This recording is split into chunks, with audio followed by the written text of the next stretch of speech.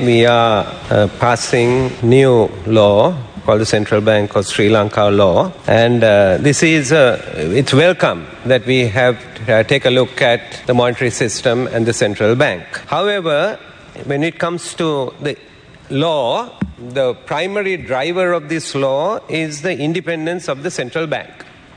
But that cannot be looked at different from accountability of the central bank as well. So independence of the central bank has to go with accountability of the central bank. Why independence? Independence is because fiscal policy has driven monetary policy in this country for a long time. And therefore, the central bank needs to be independent and with its primary objectives of controlling inflation, price stability, financial system stability, and now they have brought back a new objective is economic stability. However, it needs to be accountable, and accountability is actually absolutely necessary in these countries.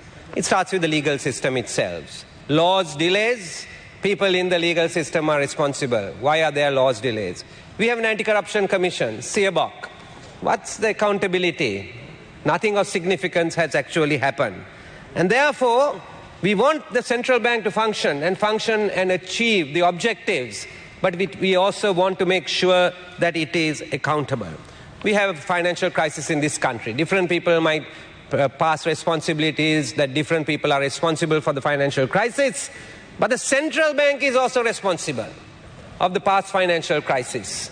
Printing of money, inflation going sky high, the central bank is responsible for that. The governor and the monetary board has to take responsibility for the mess that we are in.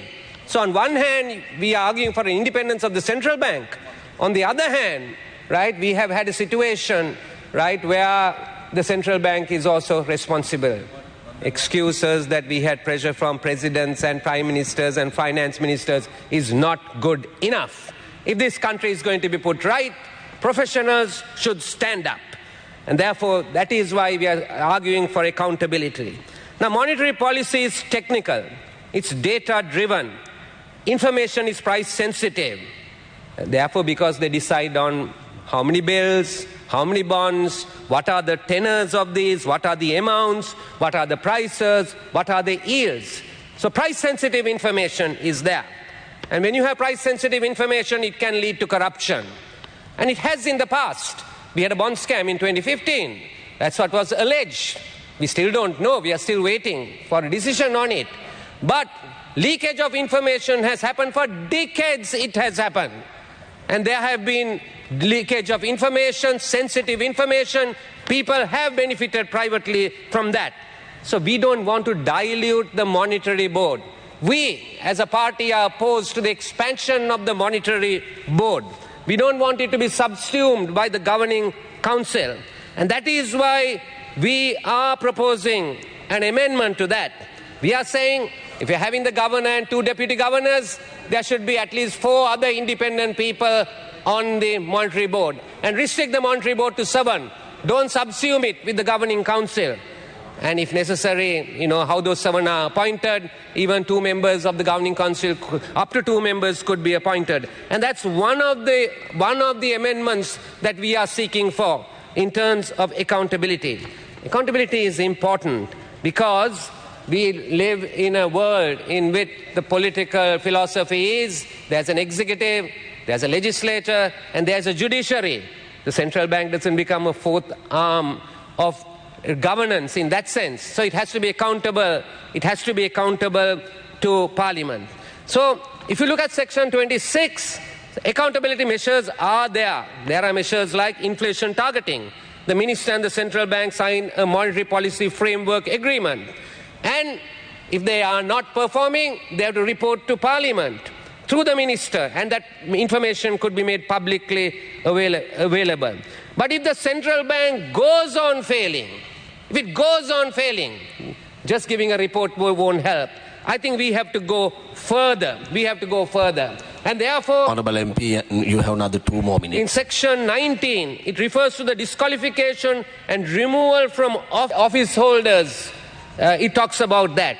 We are moving an amendment to that as well, to include that inflation target agreed not being achieved over a reasonable period of time, not to be unfair by anybody, but over a reasonable period of time, that the governing council then can look at even the removal or the disqualification of officials, that it should be looked at.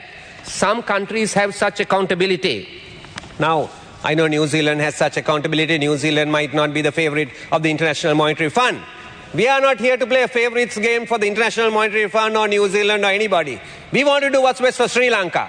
That is why we are saying that this needs to be done, right? Therefore, we are arguing that we strengthen Section 19. We strengthen it, so accountability is strengthened. Then appointment of members of the governing board, the monetary board, there has been a suggestion that the nominations could come from the Constitutional Council as well as the President. Ultimately, it needs Constitutional Council approval. On the cooling off period, I know the judiciary said 3 years. The original bill had 1 year. I'm really raising a practical issue here. 3 years is a deterrent to getting good people. And this is something for the government to consider. Member, time is up. If you consider it, we will be supporting it. In Article 86, we agree with the original article. We are willing again to give 2/3 majority. But we also recognize that you have proposed some checks and balances which we are willing to live with. But the two things that we won't change, one is the composition of the monetary board, that we want to see a difference, and we also want to see a difference in the disqualification and removal from office, which we think will make the central bank not just independent, but will also make the central bank accountable, so that we will have a better law than the law that is presently being proposed. Thank you for the time given.